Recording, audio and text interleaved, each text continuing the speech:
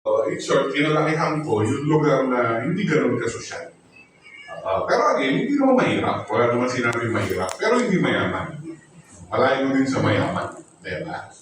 So, sa call center, way back, sweldo ko parang 15,000 naman. So, yung 15,000 naman, siyempre may deduction to that time. That was, wala pang batas yata si Duterte nun na walang tax ang minimum. So, meron pa. So parang ang sweldo ko na lang, every cut-off, 6,000. So pag kumakain ako, nagabito lang. Laki ko Then na-invite ako sa ganitong presentation, network marketing. Nasira yung ulo. Kasi kinabaliw ako. Hindi ako makatulog.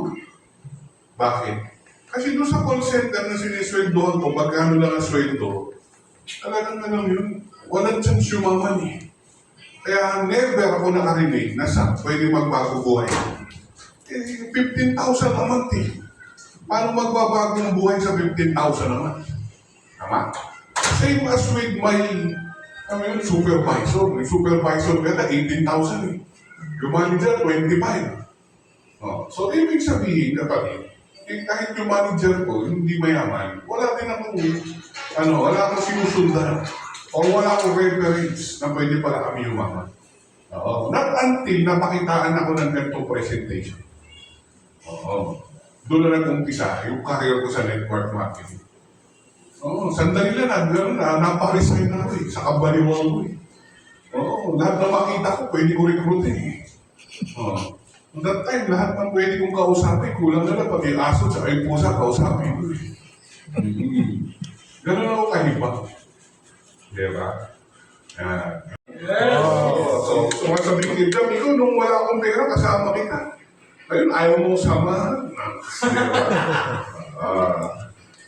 So wala naman akong sinasabing marami na ngayon. But then again, kagaya ko, di ba?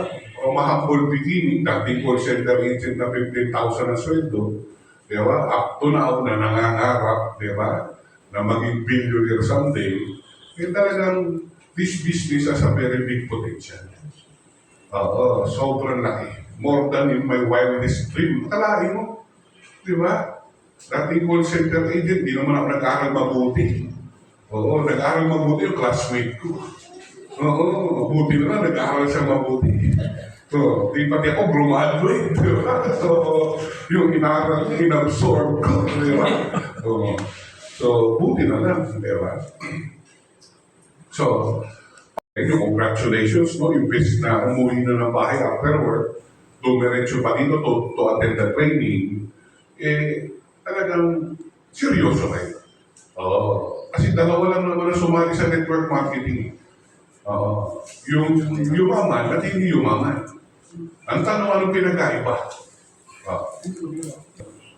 Another small time business. Diba? Napilitan lang sumali. Nalilitan sa nilabas. Yan, maliit lang naman nilabas ko dyan eh. Nalicheck lang konti, ayaw na. Diba?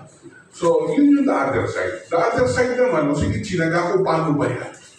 Diba? Paano ba talaga nagpapagong buhay dyan? Paano ba talaga ako kikita dyan? Diba? So, parang school, diba?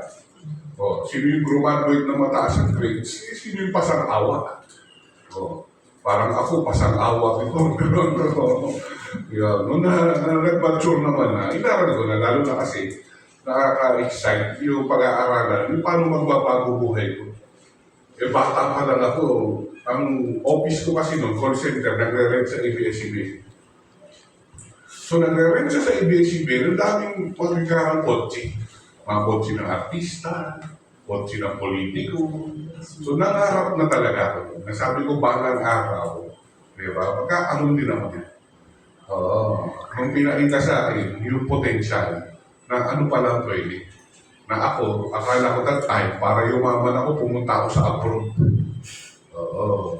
Buti ako pumunta sa Canada.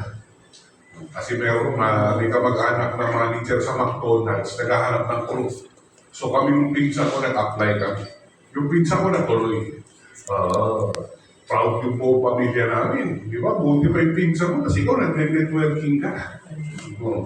Dumating sa mga ganun, na tipong yung mga kamag-anak namin, nasabihin yung nanay ko, ano ba yan? Pinag-aral-aral mo, magiging illegal recruiter lang. Wala, gano'n. So, mga ganun, siyempre, old school probinsya, mas proud sila doon sa nagpunta sa Canada. Oo, kaysa ako, illegal recruiter. Yung mga term, di ba? Oo, anak ko, wala na talagang ginawa mabuti yan. Even my parents, di ba? Una nanay ko, anak, pinag-aral-aral pa kita. Di ba? Itinaguyod ko kayong magkapatid, tapos yan nilang gagawin mo. Mga ganun nga rin ito, di ba? Oo. Tatay ko, iling-iling, ano naman yung pinasok mo. Oo. Pero ngayon kasali na sila. Oo. Isa pa sila sa may-ari.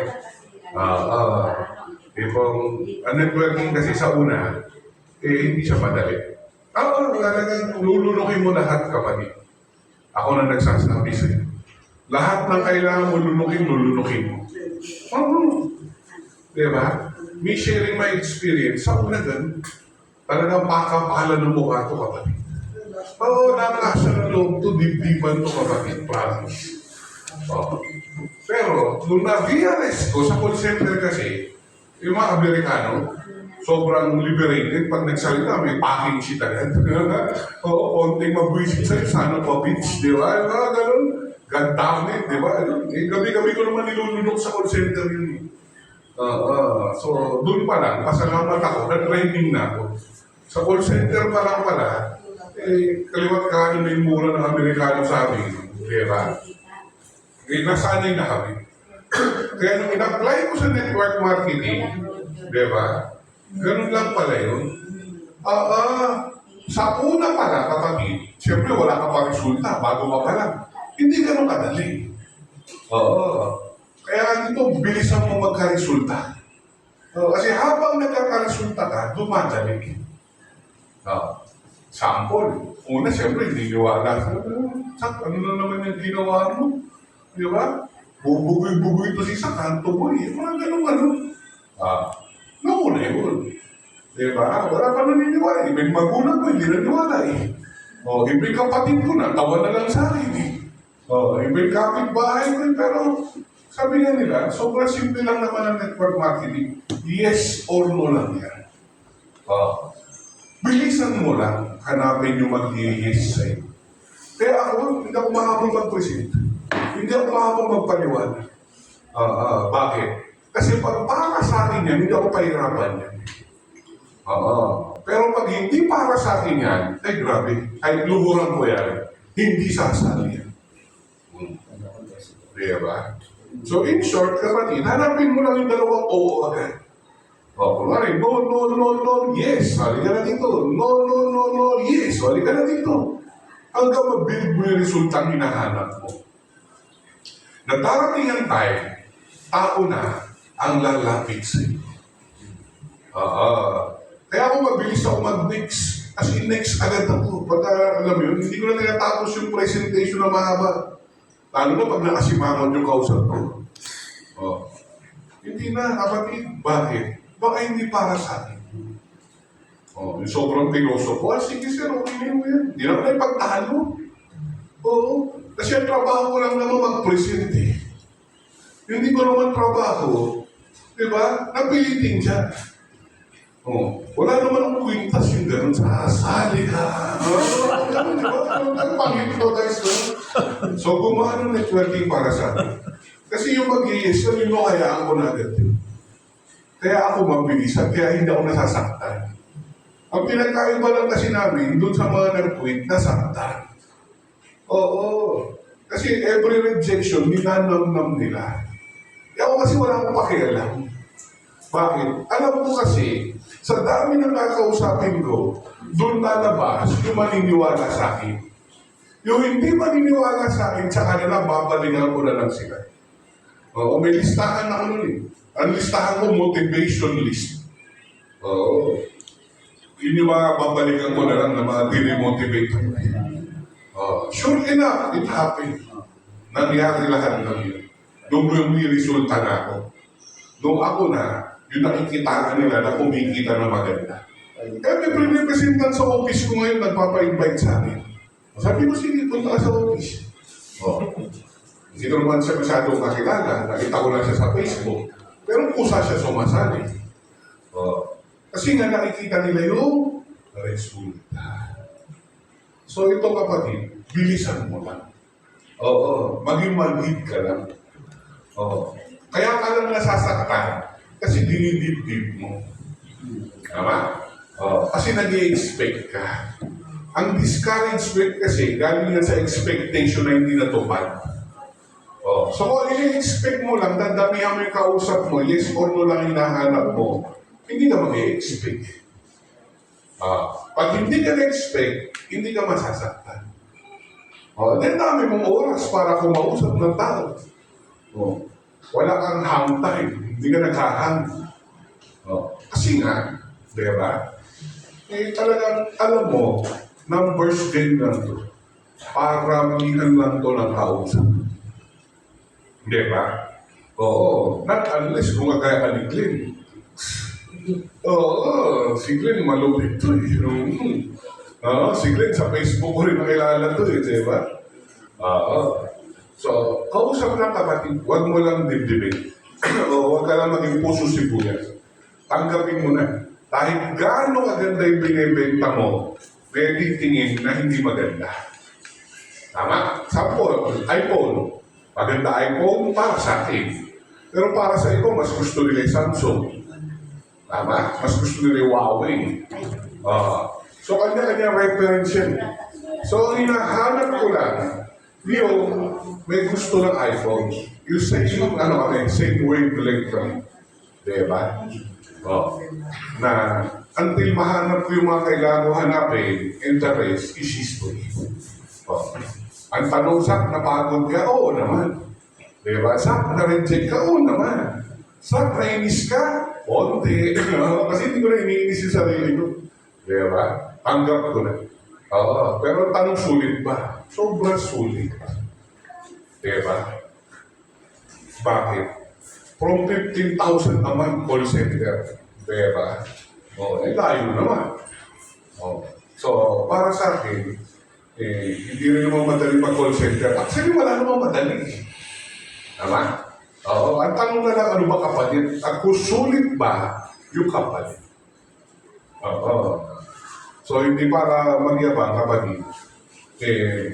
Sobra ko excited gumawa ng mga bagong milyonaryo dito sa industriya. Kasi kung ako, ang track record ko, pagka tinanong mo ko sa mga networker, sa mga may-ari, the industry of network marketing, again, Bodis Tiasay, hindi para magyabang. As published, yung pinablish, tayo yung highest paid for 300 million. Tayo yun. Diba?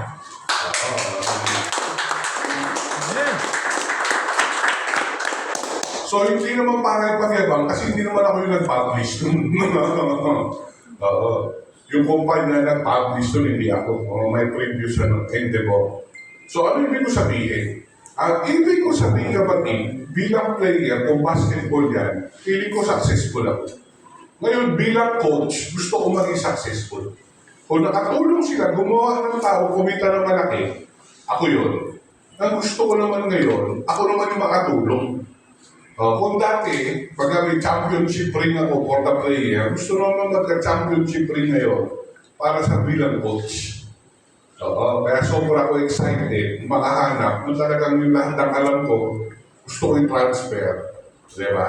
Para kung ano yung track record na nangyari sa akin, gusto ko sila naman. Kasi hindi na para, sabi ko, magre-retire na dapat ako eh. Hindi ko alam bakit ako pinalik ni Lord sa network marketing. Na-convince ako eh. Pwede naman hindi na eh. Benta ko na lang lahat ng gamit ko at lahat na natira. I-liquidate ko na lang at lahat na natirang cash. Bili ko na lang ng farm. Pwede naman yun eh. Pero hindi ko alam bakit networking na naman. Means may purpose ang Panginoon. At kung para sa akin, meron akong track record na maganda, diba, for 17 years, hindi ko para pasira yung pangalan ko. Na tipong bilang ngayon as a coach, lalo ko nang hihil. Bilang network marketer, maganda track record ko, pang-retire na. This time naman, as company owner, gusto ko another record.